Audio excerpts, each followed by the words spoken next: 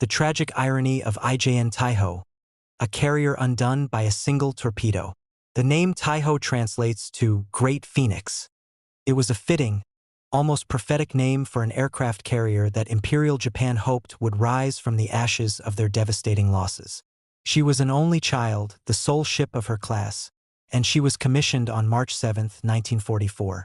Just over 3 months later, she was gone, sunk not by a relentless enemy assault, but effectively destroyed by a single torpedo and a catastrophic cascade of errors by her own crew. Taihō's story began in 1939, when she was approved as part of the 4th Supplementary Program. Originally conceived as a modified Shokaku-class carrier, by 1942 her design had evolved.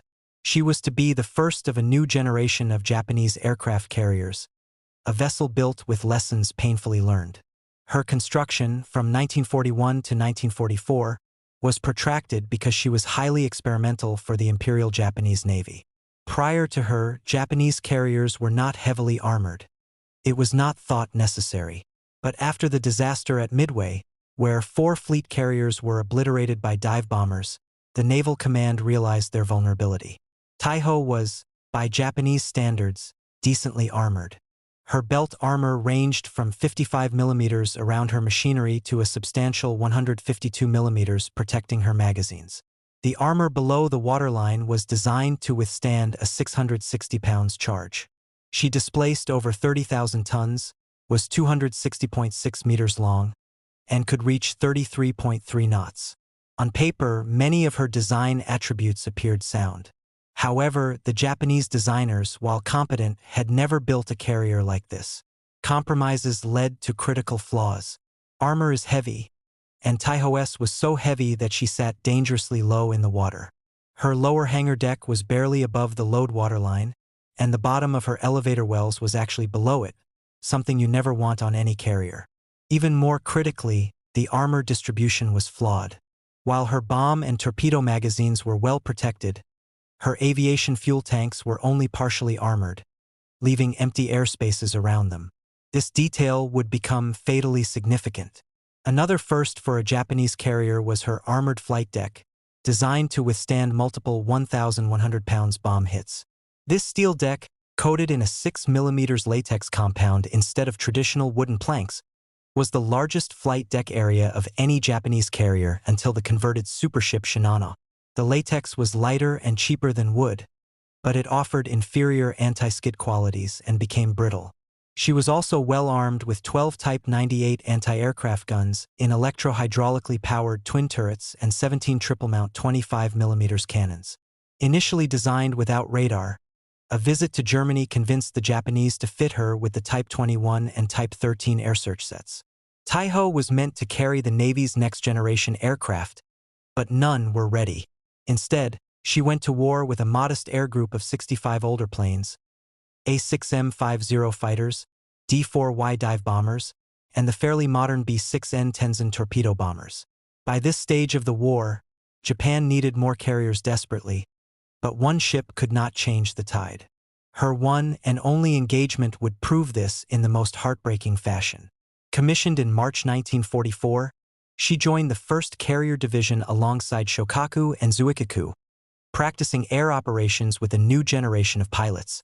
The most experienced Japanese airmen were already dead.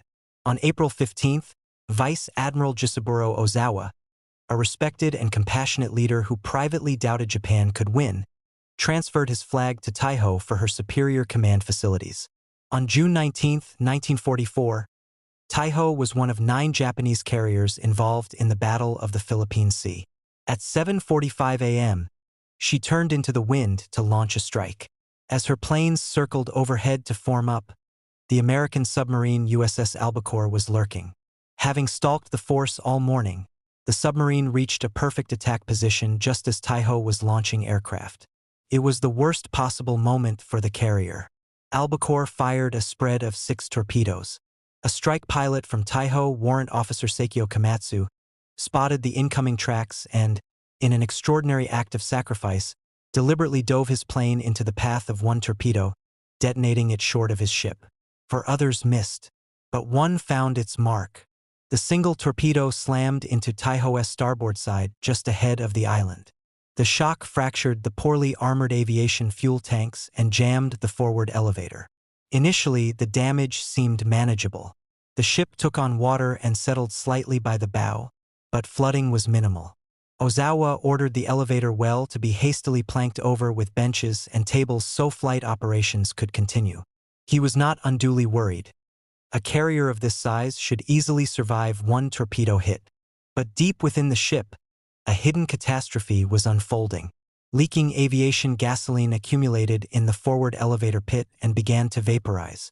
The highly combustible fumes spread inexorably through the entirely enclosed upper and lower hangar decks. The crew smelled the danger but, critically, lacked the experience to manage it. They recognized the flooding and the source of the fumes, but botched every attempt to pump the volatile mixture from the well. They also failed to take the most basic step, blanketing the fuel with foam from the hangar's fire suppression system. With the hangars sealed by design, mechanical ventilation was the only way to clear the air. Vents were opened, and the aft elevator was lowered to create a draft, but the source of the fumes remained untouched. In desperation, sailors smashed portholes.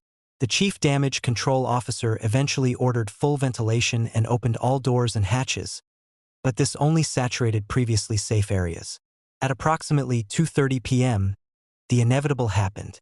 What sparked it remains unknown, but the result was immediate and catastrophic.